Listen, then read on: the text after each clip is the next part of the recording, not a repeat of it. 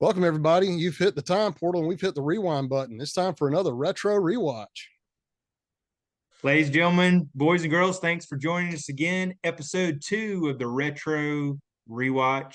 Got my man Chris, and we're going to talk about a great topic today. The man, the myth, the legend, the fat man, greatest of all time, best of all time, his greatest movies, Sensei Steven Seagal. Sensei Steven Seagal. Chris has been talking about this man for months, ever since we reconnected. Maybe a little bit of a man crush. I'm gonna roll it over to him, give a great intro of this man's life because he is definitely a fan. All right. So, calling him my boy and being a fan, that's probably a little harsh and a little strong. This guy is not a good actor. Okay. He doesn't make good movies, even, but, he is entertaining. But the thing is, I'm a real big fan of shout out to Reddit on the Mac Dojo Life. I'm a huge fan of that. On the Mac Dojo Life, what they focus on is bullshito, okay? Like martial arts, like that are just crap. And it's pretty amazing, actually, the stuff out there that people do that they believe in, and then they kind of debunk it, right? Because like in the '80s, for instance, whenever Van Damme came out and Seagal came out, they always had like this 5-finger death punch or something that would kill you, and we didn't know any better, you know what I'm saying? So it's that kind of stuff, right? Um. Anyway, so like Steven has led an unbelievable life, though. Okay, like this guy really has, done an incredible amount of stuff despite being a complete trash person. Okay. He is credited with being the first American to have a dojo in Japan, which isn't exactly true. What happened with that is he met his wife while she was doing a presentation out in California that he was at, like while he was in college. I think he was 22, 23 at the time, something like that. And anyway, they got together, they fell in love, and then went to Japan. And then he kind of like managed the dojo. It wasn't really his. He didn't own it. It was hers and her family's. And so anyway, he gets a lot of credit for that. That's not really due. Another interesting thing about him being in Japan, though, if you listen to Steven Seagal, habitual liar that he is, that's also when he came into contact with the CIA, and that he's got a big background with the CIA and did missions for them in Southeast Asia, all over the place. Okay. Then while he was over there, he came back to America. He decided he wanted to come to America. He actually decided he wanted to come to America because there was an actress that he wanted to date and he wanted to get married to. He eventually got married to Kelly LeBrock, but that's not who I'm speaking of. He had a wife in between the wife he had in Japan and Kelly LeBrock. But anyway, so he came to America, he got with her, and then he tried to start getting into acting. She was an actress, and quite a weird story there. Do you know how he got involved with Warner Brothers? I think maybe Andrew Davis, maybe. I know he's the above the law director, but yeah. So so actually it goes further back than that, because he didn't start making movies until like 88, but he actually was doing stuff with films prior to that. I think it was a little before Highlander, but he actually was doing stunt work with Sean Connery. Now, he wasn't the stunt man and he wasn't officially involved with Highlander, but what he was doing is he was showing Sean Connery how to do fight moves, this, that, and the other, and he broke Sean Connery's wrist actually while they were doing this. So that was actually his first step into, now how he met Sean Connery, I have no idea, but that was actually one of his first steps into the movie industry. But from there, he tried to write his way into Hollywood and failed miserably. But then he did get a sit down with Warner Brothers executives to do a show of Aikido, which we all know now is dance fighting. It's it's a pretty much fake, useless martial art. But anyway, in the demonstration, he was throwing his students all over the place. Just walking through them like they were nothing. And of course, it was all staged and it was a hoax. But again, let's go back in '88. We had no idea, or '86, whenever he was doing this for Warner Brothers. And they were just, this guy was 6'4". He was running through these people like they were nothing. And they were scared of this dude. Like, man, this guy, like, he's insane. Yep. So he got his first opportunity with Above the Law, which we'll talk about here in a little bit. But so that's kind of how he broke into acting. There's also a lot of speculation. He has legitimate mafia ties. There were known mafia people that were in his movies and co-producers of his movies. And so there's a lot of speculation about that as well. And when you tie that in, again, Steven Seagal being the habitual liar that he is, he said he grew up in Brooklyn, even though he didn't. He actually grew up in like Minnesota or something like that. You actually could probably tell me that. Lansing, Michigan is where he was born. Michigan. And he's 72 right now. Right. Okay. So anyway, so he grew up saying that he fought gangs in Brooklyn, complete crap. Never grew up in Brooklyn. Said the same thing, that he fought the Yakuza in Japan. Never wasn't young enough or did anything in Japan with the Yakuza. But but so there's mafia ties that he's got, that we know he has. Now, I mean, what the depth of it is, I'm not sure. That followed him for a while, and then let's fast forward even to that. In like the early 2000s, you had Katrina, and Anderson Cooper, of all people, wrote a book and said, I was in Katrina and thought I saw Steven Seagal helping people in Katrina. I don't know how that was possible. Well, come to find out, he was actually an honorary lawman in Louisiana up until he was charged with kidnapping and sex trafficking. Had a TV show too. Steven Seagal, lawman. 3 seasons. So the first 2 seasons were in Louisiana, and then the last season he went to Arizona so that he could get out from under the internal affairs investigation for the sex trafficking and kidnapping that he did in Louisiana. Okay.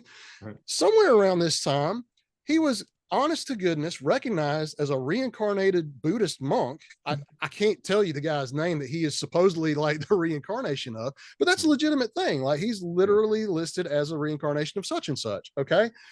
Then he also, when he wasn't making movies for a little bit because his public image was so bad, he started a blues band, which, have you ever heard that music? Yeah, it's pretty bad. Yeah. It is legit awful, nor is it blues. Yeah. Or jazz, because he claims it's a jazz blues band.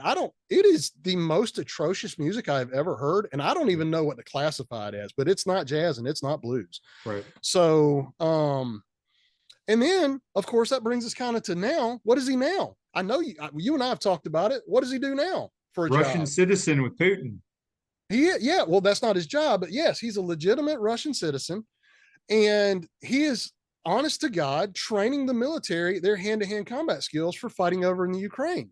Right. I mean, maybe that's why they can't win. I'm not sure, but that is an honest to God thing. Putin made a bunch of different dojos for him that he legitimately runs and teaches his dance fighting to Russian soldiers. He's been doing this since March of 2022.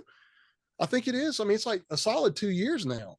Also, he's trained some of the UFC fighters too. Supposedly taught Anderson Silva, former middleweight champion, how to kick, which, hell, I don't even know if he knows how to kick above his waist, but there was always they call him Sensei Seagal. Well, and it's funny because you mentioned that all he taught him was like front kicks, like the most basic front kicks. And it was like, oh my God, he changed my life. I could kick people through a window. Like, it's like, are we serious right now with this cat? Yeah. But I mean, so like, this guy's been all over the world. He's appropriated like every culture you can possibly. He's claimed to be Italian. He's claimed to be Samoan. He's claimed to be Alaskan. He's claimed to be American Indian. I'm pretty sure he's claimed to be like Indian or something, like Hindu. Who knows? But I mean, the guy will be any culture at any time. I mean, he's been through it all. Now he is legitimately Belarusian though, which is where he is currently, like in Russia. And that's through his dad's side. So I mean, despite the fact, and you talked about the MMA. So there's an infamous story where Gene LaBelle, you know who Gene LaBelle is, right? Oh yeah, judo guy. Right. So he's a stunt guy, and he's been on some stunt movies with Seagal. But past that, he's at least Ronda Rousey's uncle. I know he's related to her. I think he's an uncle. He may have been a trainer for her at some time too. But there's an infamous story about Seagal, the two of them being on set at the same time, and Seagal claiming, I cannot be choked out, and LaBelle saying, yes, you can. You're a human that requires air, and you have a neck. You can be choked out. And Steven Seagal's like, no, I know a special super secret move that nobody else knows. I can't be choked out. So he, was like, all right, well, you ready to prove this? And he's like, yeah, absolutely. Let's do it. Well, LaBelle went on to choke him out, and Steven Seagal's super special secret move was trying to do a karate chop to the nuts, which didn't work. And as the story goes, Seagal crapped himself right there. He pooped his pants, which, I mean, to be fair, any human being choked out, that's really what's supposed to happen. Yeah. But Steven Seagal being like off in Never Neverland the way he is, I can only imagine like how much of an ego like crunch that was for at least 5 minutes. Right. You know what I'm saying? Hey, right before we jump into his filmography and his best movies here, make sure to like, subscribe, and share the Retro Rewatch podcast. That'd be really help us out. Had great response after last week, our first episode. So that'll really help us. And we're going to jump right into Steven Seagal's best movies in Chris's opinion. Yeah. Okay. So let's talk about that for a minute. Because first off, I do not have this guy. Look it up. How many movies has this guy made? 100, 110, 115? Like, it's Sounds got like to be like 57 80. or something.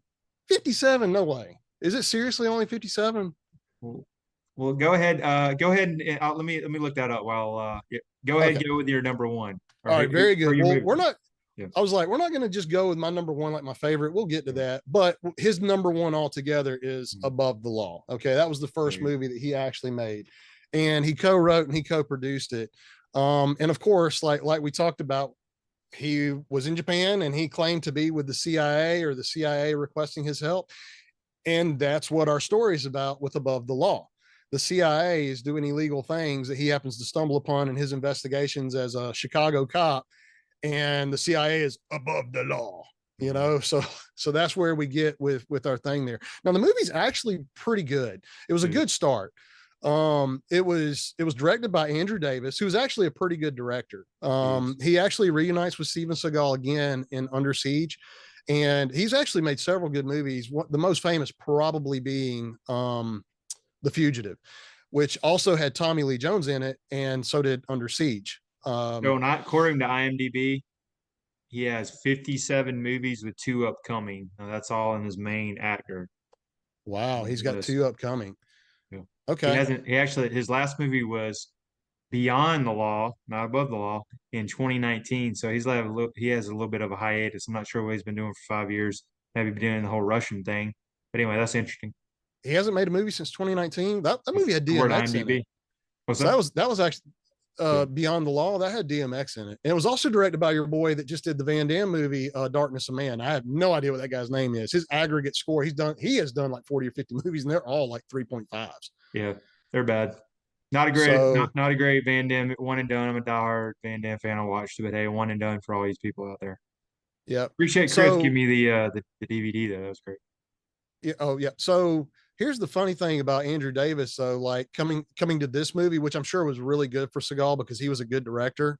Mhm. But he was actually working on The Running Man and was fired from The Running Man and transferred from that movie to this movie.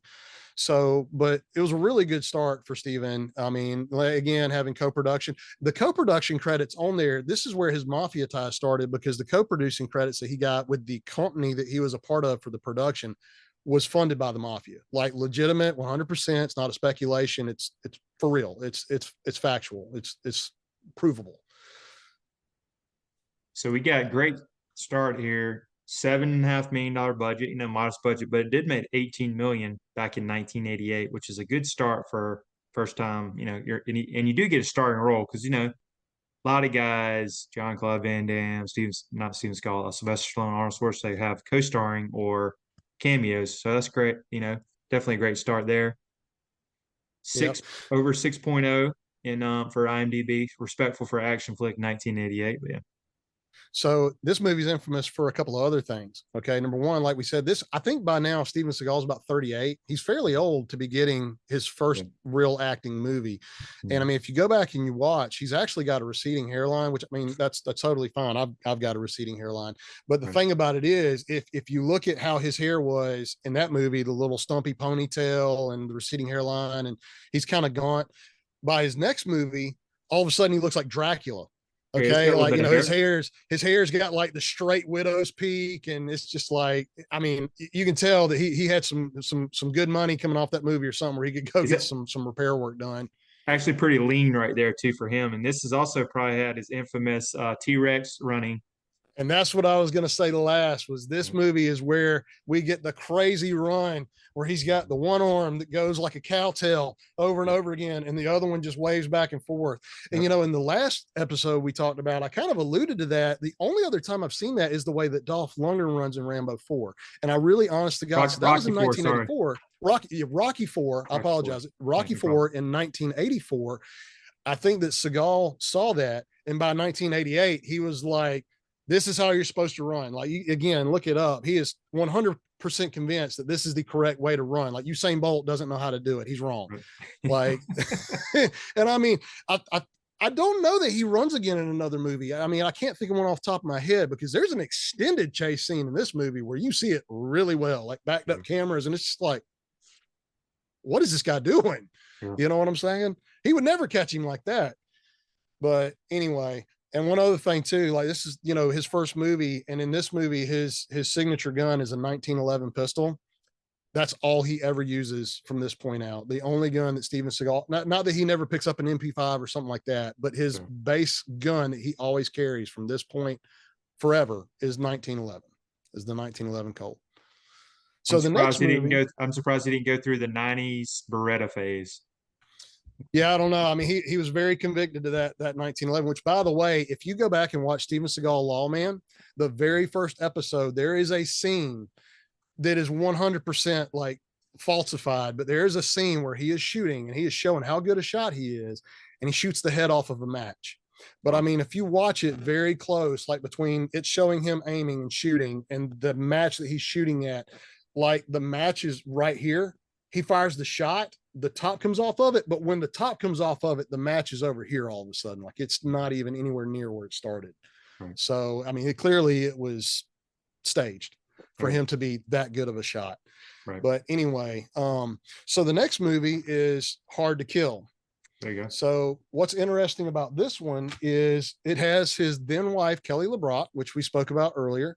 And she's in it. She's his love interest. And what's funny about it is whenever she talks about movie, it's not hard to kill.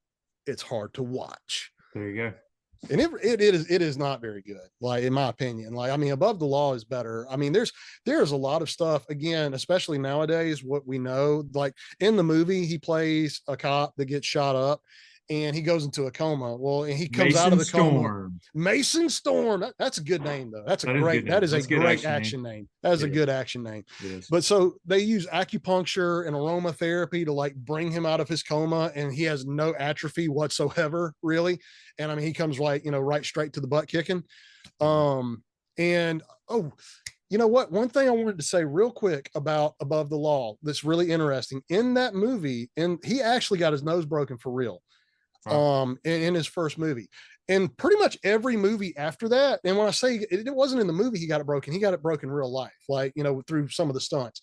But from that movie on, and we got the next movie that's going to come after this one. There's a few things that happen I'm going to talk about, but for the most part, Seagal just walks through people.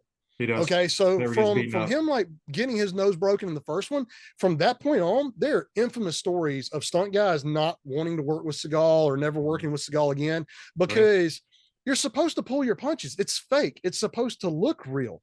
Yeah. Well, he was really hitting them. Mm-hmm. And so, like, whenever you feel like Seagal is like, yeah, I'm immaculate, I'm perfect, I get everything right, I'm a real martial artist. Like, well, I mean, you're going up against these people that aren't supposed to touch you. Yeah. Like it's that's not real. But anyway, in this movie, he starts the thing of, I basically can't be touched. I mean, he gets shot at the beginning, comes back like a superhuman, and then after that, he just walks through people. Right. This movie was directed by Dwight Little. Now, do you know why Dwight Little holds a place in my heart? I like him because he did Rapid Fire with Brandon Lee.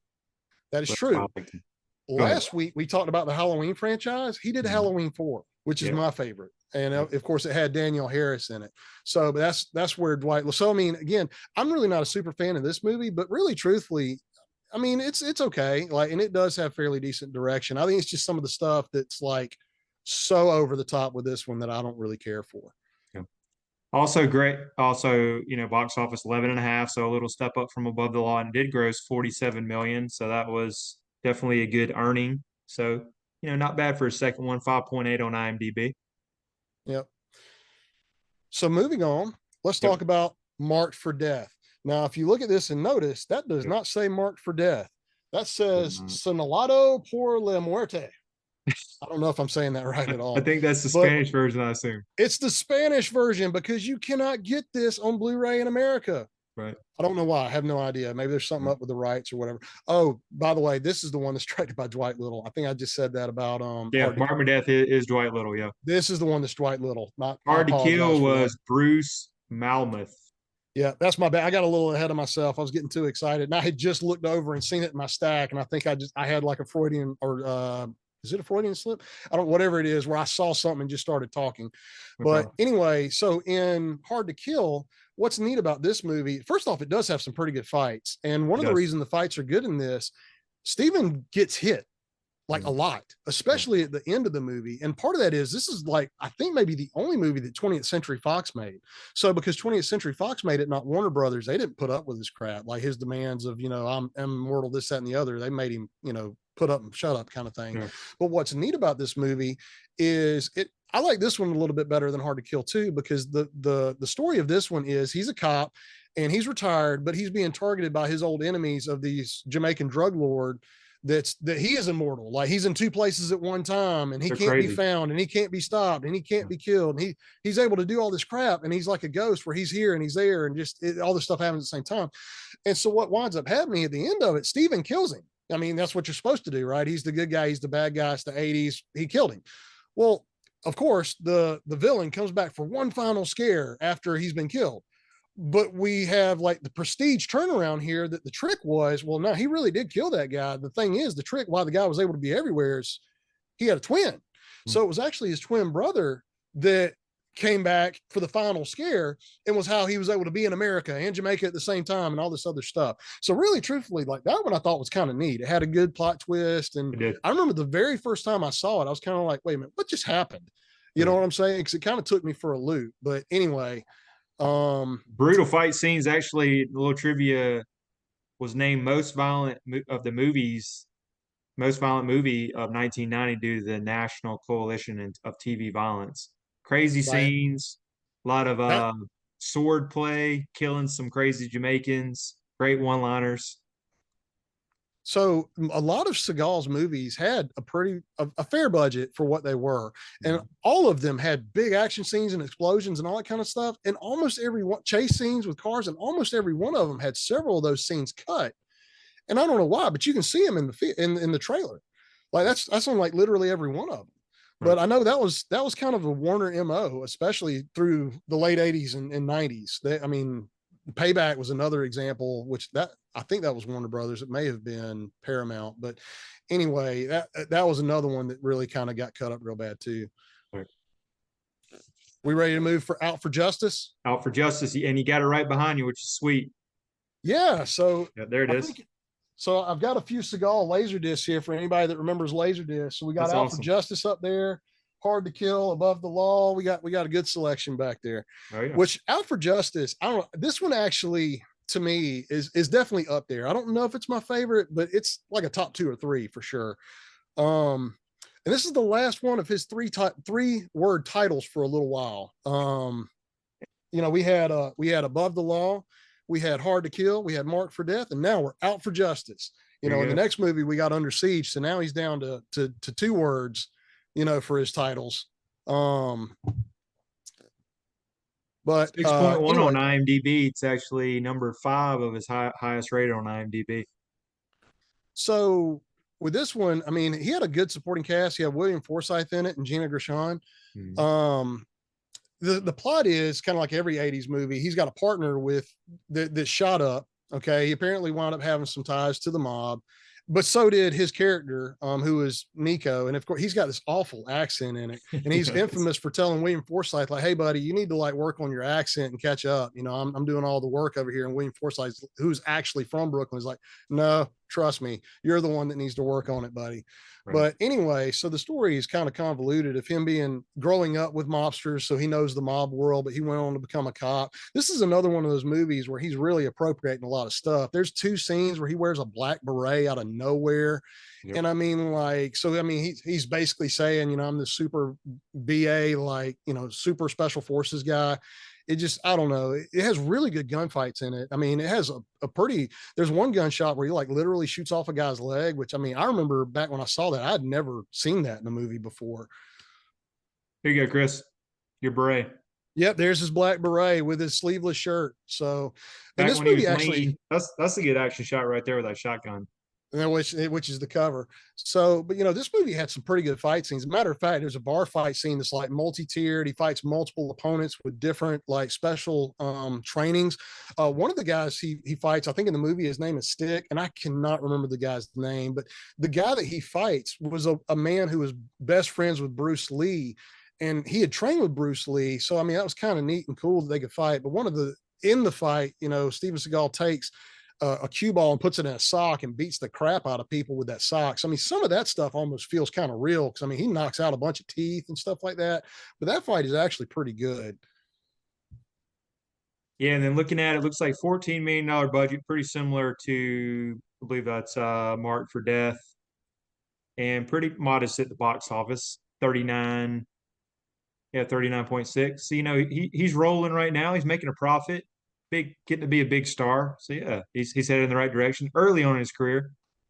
Yeah. All right. You ready to move on to Under Siege? Yes, sir. All right. Probably So my personal favorite, by the way. I'm just a cook.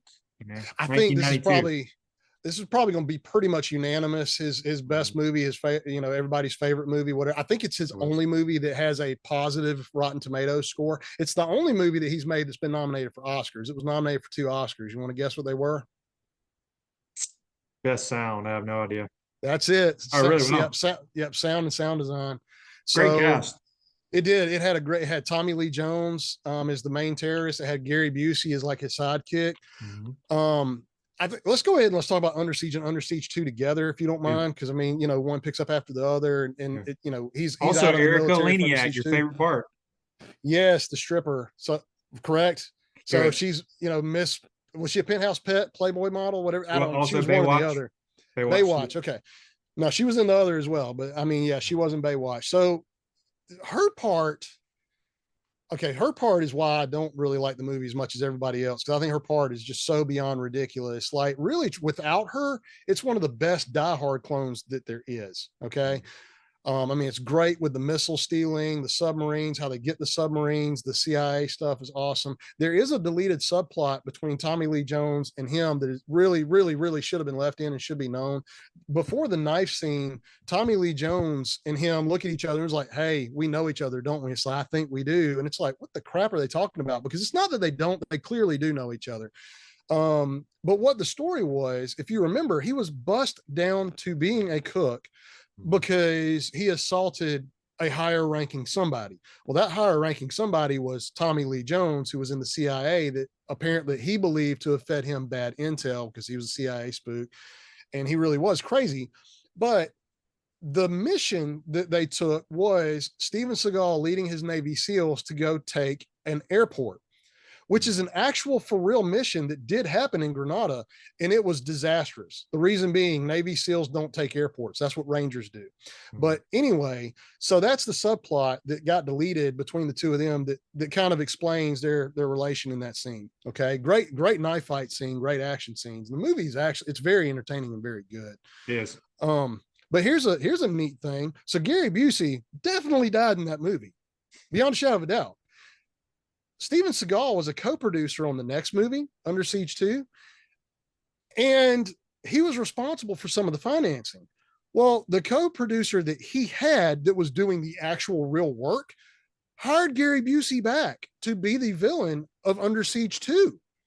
Okay. But he's dead. And so when they found this out, it was like, what the crap are you doing? Like, we've got to fire him. But because of how his contract was structured whenever he was hired, he had to be paid that money anyway. So he made like $1 million to be hired in Under Siege 2 and not be in it at all, just to get fired. Wow. Crazy. Yeah. So right around this time too, 2 other things happened. This is the first movie where Steven Seagal started putting on a little weight, and he's wearing like a tank top the whole movie, where you kind of start to see it. And this is also where his public image is starting to come unravel, because stories of him abusing his wife and molesting women is starting to come out. And on Under Siege 2, there are legit pictures. Katherine Heigl, I think that was her first movie. She was 16 years old, and there are pictures of him smiling, fondling her breast. And I mean, it just clearly bad news bears. And so that's going to lead to his next movie, Executive Decision. But I don't know if we need to go backward to On Deadly Ground for just a second, if you want to. Yeah, I don't have On Deadly Ground. Yeah, On Deadly Ground is when he starts going down. So Under Siege 2 was so popular and it made so much money. It made like $150 million. I'm sure you've got it right there in front of you on like a $40 million budget or something. So they went to Seagal and were like, okay, this guy's making money. What do you want to do? You can direct and write whatever. On Deadly Ground was his passion project. So it was about an oil company that was destroying the environment up in Alaska. And like I talked about earlier, Steven Seagal has appropriated every like culture known to man that he can. This is another one. So in the movie, they have traditional Eskimo dances in it, but it's the 80s and that's not good enough. We got to have strippers popping out of pies or out of cakes and under siege for no reason. Same thing. We've got the Eskimos doing naked dances because Steven Seagal made them because they had to have nudity and he wanted it to be naked. Steven Seagal, the director, looking out for Steven Seagal, the actor. I don't know. But that movie's atrocious. It's horrible. It had a 40-minute monologue at the end of the movie of him explaining how we're destroying the earth, and Warner Brothers made him cut it down to 8. That 8 still feels like 40. It's awful. So anyway, but that's pretty much On Deadly Ground. It's his one and only directorial picture, his only movie that he directed. And then so we get to Executive Decision. And Executive Decision is the first movie that he dies in. He dies in. That's correct. Yeah. Which was not supposed to happen. He was the highest paid actor in the movie, which also had Kurt Russell and Halle Berry. Great, had Oliver Platt, good cast. John Leguizamo, good cast. A lot of known people. Okay. Right. But because his public image was getting so bad, Warner Brothers opted to have him killed out of the movie early, and John Leguizamo was hired on to replace him, which really is, honestly, I don't know if you've seen the movie recently. I actually literally watched it this last weekend, and it's not a bad movie, but it's not exactly great either. And I think one of the things that kind of hurts it is actually him getting killed in the movie, because he was actually a fairly decent character. The movie starts out with him leading a raid, and Kurt Russell is giving the team the intel, and it's not legit. I mean, or it's not that it's not legit, but it doesn't pan out. They don't complete the mission. And, there's a part in the movie where he basically kind of like goads the commanders to send Kurt Russell on the next mission. And it seems like he's doing it to kind of pick at him. But as they start the mission, he's actually legitimately asking him for real intel and what his opinions are and setting up the mission. So, I mean, he's a good character. And he goes on, the way he dies is he sacrifices himself to save everyone else, but then this leads into John Leguizamo becoming the commander in charge. And I really do like John Leguizamo, and he pops up in all the craziest places like John Wick and whatever. But seeing him as a hardened special forces soldier, it just doesn't work for me. I mean, does it work for you? Not at all. I always kind of saw him as what was he in Spawn? So he was Clown. I mean, he's Clown. That's kind of the way I always saw him in a comedy actor. Right. So I mean, anyway, so I mean, it's a watchable movie. It's not his best movie, Executive Decision. But that'll lead us into the next movie, and this is kind of interesting. So I do want to mention this. He was on a hot streak. This is a little bit after Under Siege, but $55 million budget, and it made 121, even though he was killed off, and Holly Berry. So pretty good cast. So I think that was definitely a good return on investment. So that's the second side Under Siege. Right. Over $100 million gross movie, which is impressive. Yeah, and this is in 1992 money or something like that. This was 94. This was when was this? I should know that off the. This was 96, 1996. 96. Okay, so we passed a little time there. Okay, yeah. So the next movie is Fire Down Below. Mm-hmm. Now again, I don't know if you can see it there, what the title says, but it is En Tierra Peligrosa 2. So Fire Down Below. But what everywhere else in the world but here, it's On Deadly Ground 2, because the setup is so similar. And On Deadly Ground, he's investigating an oil company, and here he's investigating waste that's not being handled correctly in gold mines. Yeah. And it's got Chris Christopherson in it. It's actually, the fights in this are pretty good. The setup is ridiculous as ever, but it's actually a pretty fun movie to watch. This is also up there in maybe my top 3 or 4. He's in Kentucky somewhere, right? He's in the Appalachian Mountains. I know that. Now, which state he's in, the Appalachian runs through so many states. I can't remember which one exactly. And then the next one is The Glimmer Man. Now, ironically, this You're is a little country. I'm a little bit of rock and roll. Yep. So this is also actually another. So the last one clearly was one I had to get from overseas. This one is too, even though it has the same name as it does in America. So 3 of his movies that are actually pretty good, I had to get from overseas for whatever reason. They don't have them here in Blu-ray. But so the setup of this movie is Steven Seagal and Keenan Ivory Wayans have to team up to hunt down I think it's the Family Man serial killer or something like that. It's got a bunch of goofy stuff in it with Keenan Ivory, but what's really funny is, Steven Seagal's got to be every man all the time. So he can't be the serious one and Keenan Ivory be the funny man. Steven Seagal's got to be the funny man too. So he's got a bunch of really awful like one-liners and stuff where he's trying to be the funny guy so that the scene's not stole from him. Yeah, I remember watching this. It was okay. I mean, Keenan Ivory had pretty good, some comedic relief, but looking at it, $45 million budget, but can you remember what it grossed? Oh, I have no idea, but I'm sure it's his first bomb, right? Actually, On Deadly Ground was pretty bad. This is pretty bad looking at it. Look at that, 20 million. So this is 20 kind of million. starting on his decline of his career. And So he's I probably mean, not getting box office worthy here, but that's not good at all. that October, 45 million, it won't even include commercials or marketing or any of that other stuff. So that's really bad. yeah, that was bad telling in his career. And I think Keenan Ivory did some stuff at the time. Dude, yeah, he was in a Low Down Dirty Shame at the time, which was actually a pretty good movie. Yeah. So, anyways, this is telling his career. This is 96. So this is actually right after Executive Decision. And Yeah. so So, but he's again, losing star power. let's bear in mind his public image was dying, and that's why he was killed in an Executive Decision. So we're, right. Yeah. it's David Crusoe's career. It's my turn. Yeah. So, and then next, so we've got Exit Wounds. Yep. Now this is the last movie I've got of his from back in the day, like our college age or younger. This was actually pretty cool. Like this is a movie where he was 5.6 on IMDb too. Not bad. He was investigating dirty cops in Chicago again. And it's got DMX and Michael Jai White in it. And there's a fight between Michael Jai White and Steven Seagal. And they, in real life, they cannot stand each other. Like they both call each other the biggest clowns and the biggest like fakes in the industry, both to each other. You know what I'm saying? So, and a couple things about this one. So like Seagal's biggest opening weekend that he ever had with any movie is actually this movie, believe it or not. 18 million. That's right. Kind of brought him back, and yeah, made him actually probably one of his last theatrical movies. Besides, we'll get to it.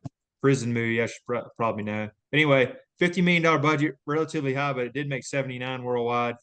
Kind of broke even in the U.S., but still, yeah, as you mentioned, good opening weekend.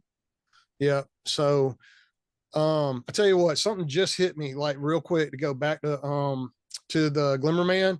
Sure. Keenan Ivory Wayans is infamous for having said that on that movie, Steven Seagal came to him and said, "Hey, Keenan, I've just read the best script that I have ever read in my life." And Keenan said, "Oh, really? What is it? Who wrote it?" "I did." And nobody knows what it was that he read. He just wrote the best script ever, and it was the best one. Special Forces, Special Ops. That's what it was. Yeah. Yeah. So now from Exit Wounds, which was actually a pretty watchable movie, there's an action scene in that movie with DMX that I have never seen anything remotely like it, where he's pinned down and he takes a shotgun, he takes the sling of it, and he somehow rigs up the cock on the pump on it, and then the trigger to where he's able to kind of throw it in the air holding the sling, and it cocks it and pumps it and fires it at the same time. And it's actually a pretty cool scene, even though I feel very confident that wouldn't work in real life. But from here, it really starts to go south. You got Half Past Dead, which is the one you were talking about a minute ago that I've never seen. With Ja Rule. Which was his last theatrical movie other than Machete, which will be the absolute last one we talk about. But we have pop quiz about Machete. Highest rated on IMDb. And we'll get to that. Yeah, we will get to that. So that is funny. I would have guessed either that or Under Siege would have been my two guesses of which one was the highest. Yeah, Executive Decision's probably up there. Yeah, Executive Decision and Under Siege are both tied at 6.5, so very close. Right. So I mean, again, the man does not make good movies. Okay, we're not trying to argue he makes good movies, but I mean, especially with some of the action movies out today, they're watchable. Exactly. So, but we go from here to an Albert Pune. Fine. What's his name? You say it? Albert Pune. Pune, who is infamous for great movies like Cyborg and Knights, which is a guilty pleasure of mine. Little Gary Daniels action and Kathy Long. Chris Christopherson, that's right. By the way, yeah. Yeah, and back to Chris Christopherson, like we were having fire. That's the 6 Degrees of Kevin Bacon. Exactly. But so his next, we got Ticker. with like a pretty good cast with like it's got Tom Sizemore in it and it's got Dennis Hopper in it. And it is legit. Like I rate movies on my IMDb all the time. I don't write any reviews or anything, but I rate them. And so I went back and checked. I have 5 movies that I have given like 1 star to. That's one of them. It's literally in my 5 worst movies I've ever seen. 3.5 on IMDb. And you know what's crazy? I think this had like 30 something million dollar budget. No, well, I'll take that back. $7 million budget. And I remember watching So Bad It's Good, was making fun of this. Jason Brandt, by the way, great YouTube dude. He buries Steven Anyway, he buries him on there. But anyway, some of the sets on this were not accurate. It would be like police force set out here. You're like, where are you? And then you can just see just real mix up of the movie. And I think Albert Pune in his trivia apologized and just said this is one of his worst movies. That's the movie they used some of the yeah. Anyway, Albert Pune hated the film and has publicly apologized it for several times. He stated that New Image suddenly cut off his funds halfway through the shooting before taking it from him and splicing it with archive footage from other New Image films. After it wasn't one of them The Patriot or whatever. That was an awful Seagal movie too. Yeah, I think it was. But anyway, so we go on from there and we get to the really bad stuff. Like by now, Steven Seagal was wearing a girdle in Under Siege 2, like to try and keep the Man in Black, keep him slim so he could lose weight later. I think he's still working at it. I mean, I think it's going to be a thing. A goal he's never going to reach. But I mean, now he's doing every action scene, like from a chair. He's shooting from a chair. Like, you got any like reference material for that? Actually, speaking of that, we're gonna small clip here. Hope YouTube doesn't get us in trouble. From a chair from Out for a Kill, briefly. And look at that hair, man. Didn't get anyway. And this is look at he's got the painted on like Count Dracula do. Look at this. Getting on it in the barber chair. Look at that. Maybe stunt. That's all him. So probably stunt man right there. Face. There it is. Woo! I don't know what this guy's doing. Look at this. He's doing the flip. And he stood up. Look how big. Look at the ponytail. The rat tail he's got going back there. Yeah, real bad. Tell you, this man, he is definitely falling from high tides. And then I think he does a kick here. Sorry, we don't get YouTube. But anyway, fighting from a chair right there.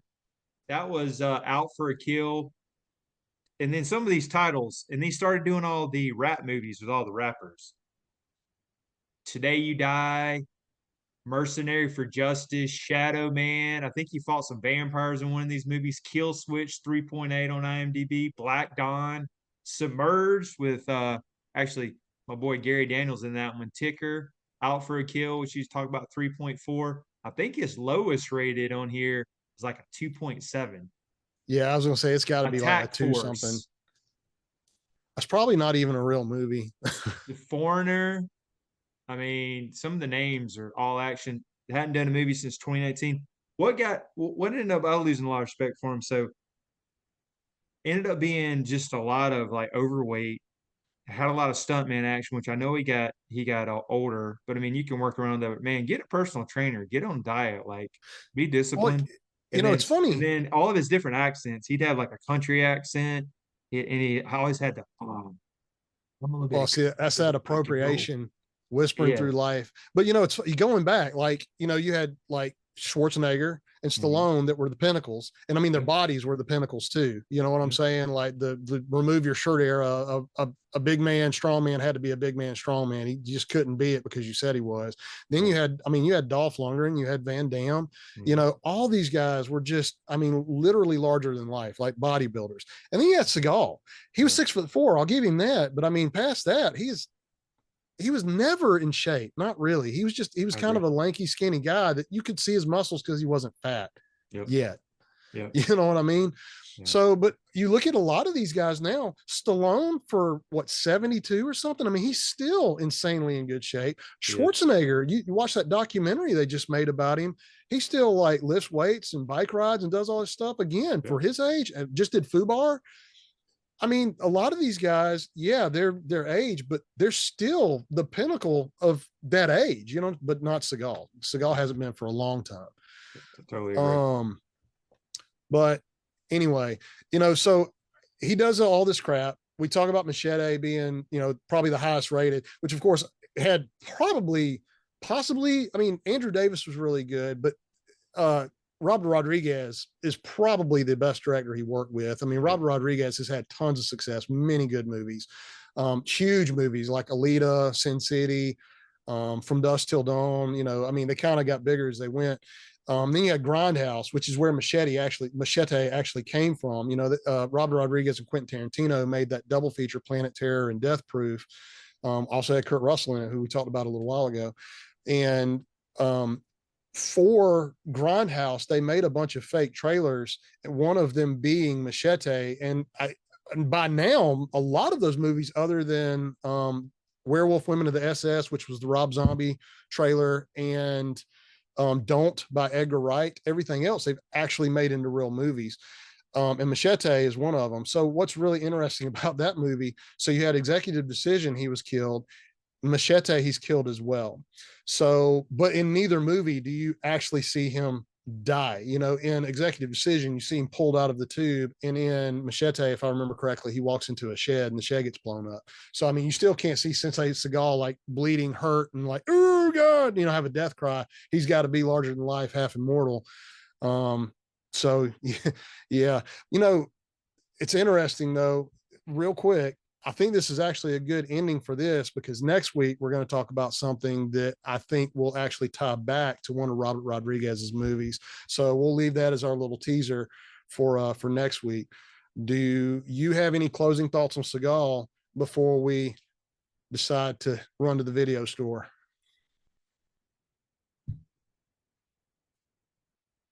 As I'm on mute. But anyway, he started out his great career. You got to respect what it was, but it's just, I think he cashed out. He knew his lane to make crappy direct-to-video movies.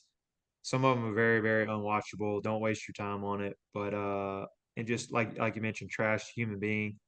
I lost a lot of respect for him because of the whole him being a Russian citizen, the whole Putin thing. So I won't waste my time on any of them, but I like making fun of him.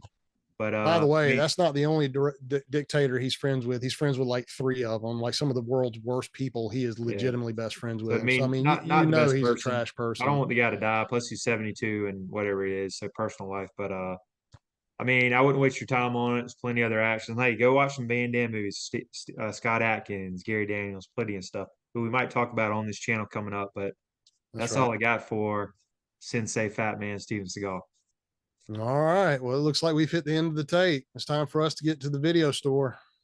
Make sure, if you're still around, make sure to like, subscribe, and share the podcast. And as always, be kind, rewind.